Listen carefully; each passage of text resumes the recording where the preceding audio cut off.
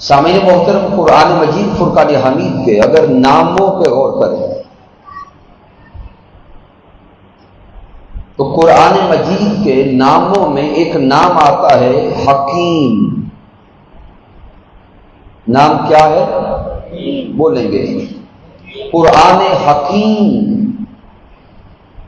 ذہن سوال کرتا ہے کہ اے مولا، کیا یہ قرآن حکیم بھی ہے؟ اس کی آواز اگر کلیئر ہو سکے، یہ ایکو گونج بالکل ختم ہو جائے۔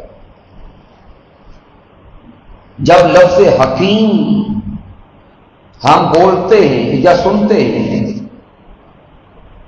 تو ذہن فوراً اس طرف جاتا ہے کہ حکیم اسے کہتے ہیں جو بیماروں کا علاج کرتا ہے۔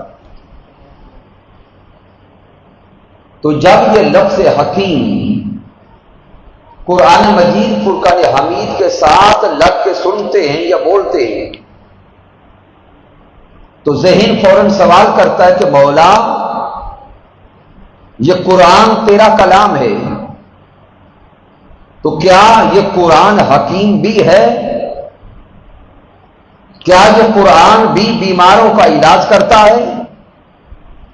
تو جواب آتا ہے ہاں، یہ قرآن بھی بیماروں کا علاج کرتا ہے۔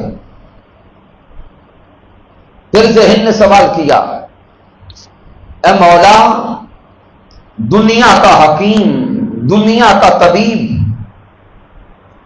جب اس کے پاس جاتے ہیں تو دنیا کا حکیم اور طبیب تو انسان کی ظاہری بیماریوں کا علاج کرتا ہے۔ مولا، بیماریاں تو کئی طرح کی ہیں، جسمانی بیماریاں جدا ہیں، باطنی بیماریاں جدا ہیں، قلبی بیماریاں جدا ہیں، روحانی بیماریاں جدا ہیں۔ اے مولا، آج کا دور تو اسپیشلائزیشن کا دور ہے، تو اے مولا بتا، یہ تیرا کلام قرآن کس بیماری کا علاج کرتا ہے؟ تو جواب آتا ہے وَنُنَزِّلُ مِنَ الْقُرْآنِ مَا هُوَ شِفَاءٌ وَرَحْمَةٌ۔ ارے لوگوں، یہ قرآن ایسا کلام ہے کہ جس کے قریب جاؤ گے بیماری جیسی بھی ہوگی، اس قرآن کے ذریعے اللہ تمہیں شفا عطا کر دے گا۔ ظاہری بیماری ہو، مالک کائنات اس سے بھی شفا دیتا ہے۔ باطنی بیماری ہو، مولا اس سے بھی شفا دیتا ہے۔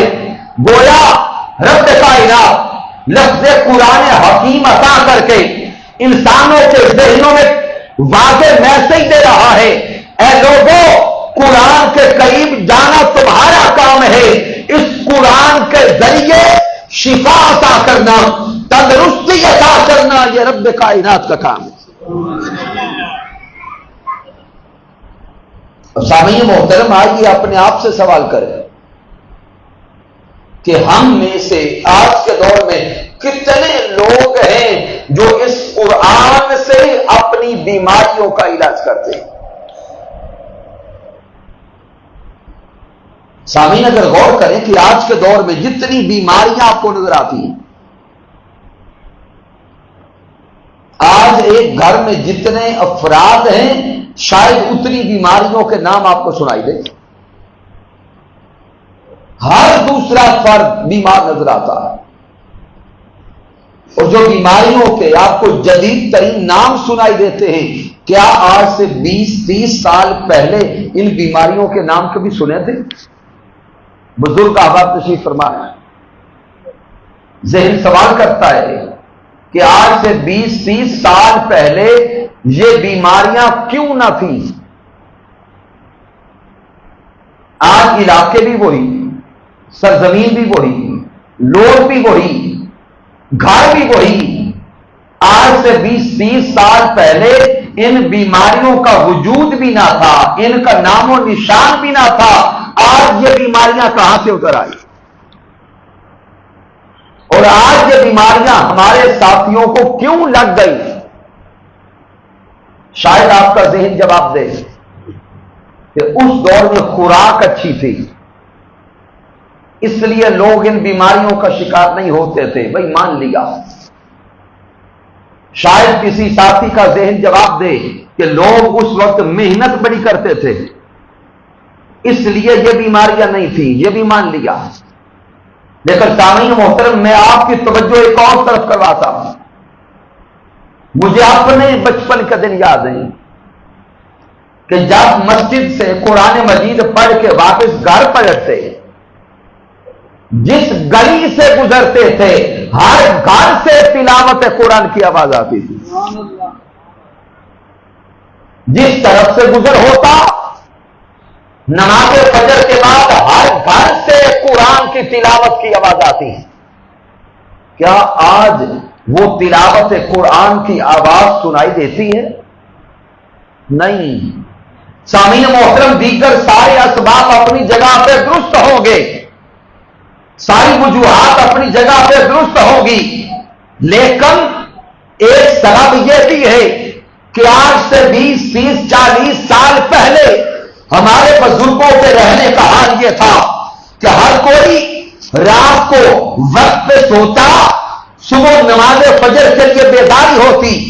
بزرگ گھر کے بچوں کو بھی اٹھاتے، بڑے بھی اٹھتے، گھر کا ہر فرد نماز فجر کے لیے بیدار ہوتا، اور نماز فجر کے بعد گھر کا ہر فرد تلاوت قرآن کرتا تھا. زیارت قرآن ہوتی. تو یہ قرآن مجید کی زیارت اور قرآن کی تلاوت کا فیض تھا جو رب کائنات کا وعدہ تھا کہ مالک کائنات اس قرآن کی نسبت سے ان بیماریوں کو گھروں کے دروازوں کے اندر نہیں آنے دیتا تھا. بیماریاں انٹرنل اس وقت بھی تھیں، لیکن شفا تلاوت قرآن سے ہوتی. اور پڑھے لکھے احباب موجود ہیں. سامعین محترم، اس وقت چونکہ ہم ساری کی ساری باتیں مانتے ہیں ڈاکٹرز کی، میڈیکل سائنس کی. اگر ڈاکٹر کہہ دے کہ صبح جلدی اٹھ کے واک کیا کرو، وہ بندہ جو کبھی نہیں جلدی اٹھا وہ بھی ڈاکٹر کے کہنے پہ دوڑنا شروع ہو جائے گا. ڈاکٹر کہے کہ چینی کھایا کرو، کھانا شروع ہو جائے. ڈاکٹر کہے چھوڑ دو، ہم چھوڑ دیتے ہیں. رب کے کہنے سے نہیں چھوڑتے، ڈاکٹر کے کہنے پہ چھوڑ دیتے. تو سامعین محترم، اسی میڈیکل سائنس کی اگلی بات بتانے لگا. دنیا کے اور پاکستان کے بڑے بڑے ہاسپٹلس کا وزٹ کریں. آپ کے قریب اسلام آباد ہے، پیمز ہاسپٹل کا وزٹ کر لیں، لاہور جنرل ہاسپٹل کا وزٹ کریں، اور دیگر دنیا میں بھی بڑے بڑے ہاسپٹل جو ہیں وہاں پہ ایک قرآنک تھراپی وارڈ تیار کیا جا رہا ہے. جیسے فزیو تھراپی ہے، CCU ہے، اسی طرح جو دیگر وارڈز ہوتے ہیں، ایک وارڈ کا نام ہی قرآنک تھراپی وارڈ رکھا جا رہا ہے. اور اس ڈاکٹرز ان مریضوں کو بھیجتے ہیں جن مریضوں کو دوائیوں کے ذریعے علاج کر کر کے وہ تھک جاتے ہیں. اور ڈاکٹرز کہہ دیتے ہیں کہ دوائی کے ذریعے، میڈیسن کے ذریعے اب اس مریض کا علاج ممکن نہیں. اور آج کا دور چونکہ میڈیا کا دور ہے، ابھی فری ہو کر آپ یوٹیوب پہ لکھیں گے قرآنک تھراپی وارڈ، تو آپ کو یوٹیوب پر ایسے ڈاکٹرز بیٹھے نظر آئیں گے جو خود یہ ساری چیزیں بتاتے ہوئے نظر آتے. ہاسپٹلز کے اندر قرآنک تھراپی وارڈ میں ان مریضوں کو بھیجا جاتا ہے جن کو میڈیسن کے ذریعے علاج کر کر کے ایٹ دا اینڈ لا علاج کہتے. اب قرآن کے وارڈ میں مریض کو بھیج کر قرآن کے ذریعے ان مریضوں کا علاج کیا جاتا ہے. اور وہ انداز کیا ہے کہ 3 اوقات ان مریضوں کو میڈیسن دی جاتی ہے، اور وہ قرآن کی میڈیسن ہے. کس شے کی؟ اونچا بولیں گے. قرآن کی میڈیسن. ان کو ہیڈ فونز لگائے جاتے ہیں اور ان مریضوں کو کہا جاتا ہے کہ آنکھیں بند کرو اور ان کو سورۃ الرحمان سنائی جاتی ہے۔ صبح ہو دوپہر شام تین اوقات میں سورۃ الرحمان سنائی جاتی ہے، اور وہ ڈاکٹر خود کہتے نظر آتے ہیں کہ ہم سورۃ الرحمان اور قرآن کی سماعت کے علاج سے اتنے تعجب میں ہیں کہ وہ مریض جن کا علاج دوائیاں نہ کر سکی، میڈیسن نہ کر سکی، جدید آلات نہ کر سکے، جب قرآن کے بارے میں بھیجا تو سماع قرآن کے ذریعے ان بیماروں کو اللہ نے شفا عطا کر دی۔